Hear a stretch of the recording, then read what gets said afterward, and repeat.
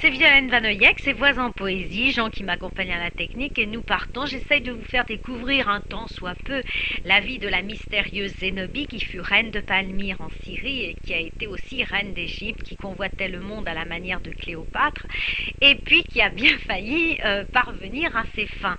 Alors bon, vous le savez, j'ai écrit un livre là-dessus sur Zénobie, l'héritière de Cléopâtre. Je l'appelle l'héritière de Cléopâtre car elle se disait elle-même apparentée à Cléopâtre et aux Égyptiens pour lesquels elle avait une admiration absolument incroyable. Je vous ai dit qu'elle aimait beaucoup les Grecs, qu'elle aimait beaucoup moins les Romains. D'ailleurs, elle connaissait très très mal le latin alors que tout le monde dans sa ville parlait latin puisque la ville était occupée en quelque sorte par les Romains.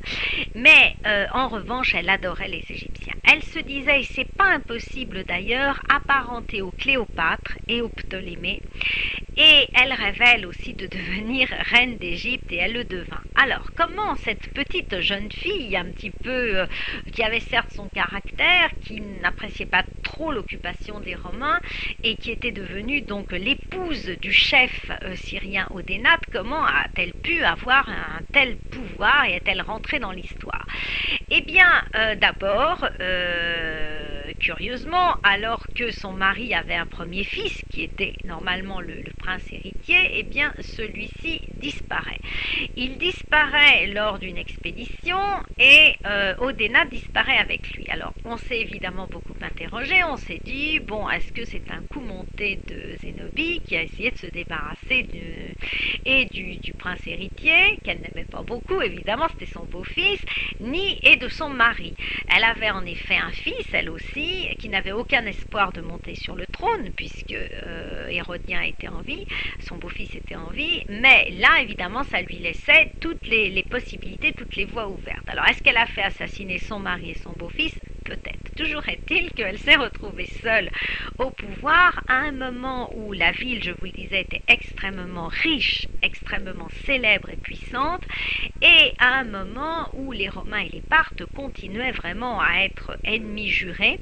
Rome connaissait une succession d'empereurs qui n'étaient pas flamboyants. La plupart du temps, ils étaient paresseux, ils passaient leur temps à festoyer, puis ils se désintéressaient complètement des affaires d'Orient. Donc la Zénobie pouvait faire absolument ce qu'elle voulait. Alors quand elle avait besoin des Parthes, eh bien elle composait avec les Parthes. Quand elle avait besoin des Romains, elle composait avec les Romains. Mais pour elle, il n'y avait qu'une certitude, c'était que les Palmyréniens étaient plus forts que les autres, et bien que la ville soit relativement petite, elle était puissante, ils avaient des très très bons archers, et elle était persuadée qu'elle pouvait régner sur le monde. Alors petit à petit, eh bien, elle a repris aux Parthes des villes qui appartenaient aux Parthes, petit à petit elle a repris des villes qui appartenaient aux Romains, et elle a fait son petit bonhomme de chemin.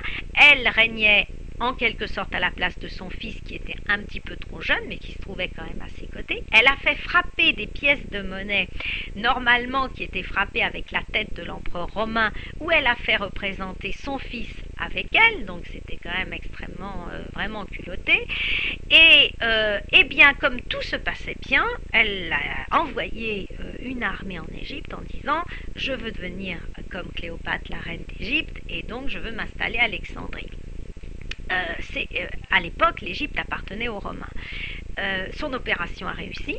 Elle est donc devenue reine d'Alexandrie. Elle s'est rendue en Égypte avec plaisir. Elle a remonté le Nil en bateau en regardant toutes ces pyramides, tous ces magnifiques monuments qu'elle disait ceux de ses ancêtres, à tort ou à raison.